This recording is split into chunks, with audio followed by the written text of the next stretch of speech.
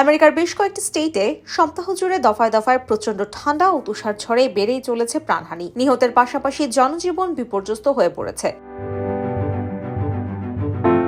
12 জানুয়ারি থেকে শনিবার পর্যন্ত আমেরিকার 9টি স্টেটে মৃত্যুর খবর পাওয়া গেছে, যা আরো বাড়তে পারে বলে ধারণা করা হচ্ছে। টেনেসি, পেনসিলভেনিয়াতেও মিনিভ্যান নিয়ন্ত্রণ হারিয়ে কয়েকজন মারা গেছেন। এছাড়াও তুষার ঝড়ে Arkansas, Illinois, Kansas, Mississippi, New York, Oregon ও উইসকনসিনে প্রাণহানির খবর পাওয়া গেছে।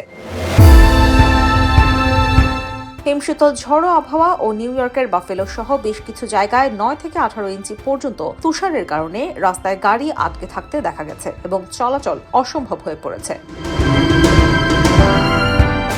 নিউ ইয়র্ক কর্তৃপক্ষ সকালের দিকে চলাচলে সতর্কতা জারি করেছে এবং স্বাস্থ্য বিভাগ জানিয়েছে ঠান্ডা বাতাসের পর্যাপ্ত সুরক্ষা না নিলে হাইপোথার্মিয়া হতে পারে।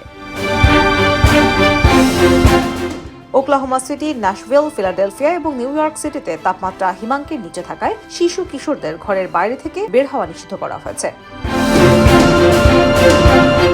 প্রচন্ড তুষারের কারণে ওরেগন স্টেটে 85,000 বাড়ি ও ব্যবসা প্রতিষ্ঠান বিদ্যুৎ বিচ্ছিন্ন অবস্থায় আছে বলে জানিয়েছে স্টেট কর্তৃপক্ষ।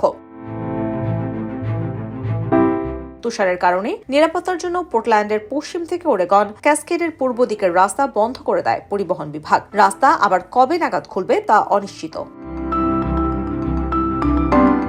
আমেরিকার মধ্য অঞ্চলে শনিবার থেকে ঝড়ো হাওয়া ও তুষারপাতের পাশাপাশি ঠান্ডা আরও বাড়বে বলে সতর্ক করেছে ওয়েদার সার্ভিস। ওই দিন থেকে মধ্য, পশ্চিম এবং পূর্বের কিছু স্টেটেও তুষারপাতের পরিমাণ বাড়ার সম্ভাবনা আছে। ওয়েদার সার্ভিস জানিয়েছে ওয়াশিংটন ডিসি, নিউ ইয়র্ক ও ফিলাডেলফিয়া সহ মধ্য আটলান্টিক এবং উত্তর পূর্বের শহরগুলোতেও হালকা থেকে মাঝারি তুষারপাতের সম্ভাবনা থাকবে। iBTV USA, new York.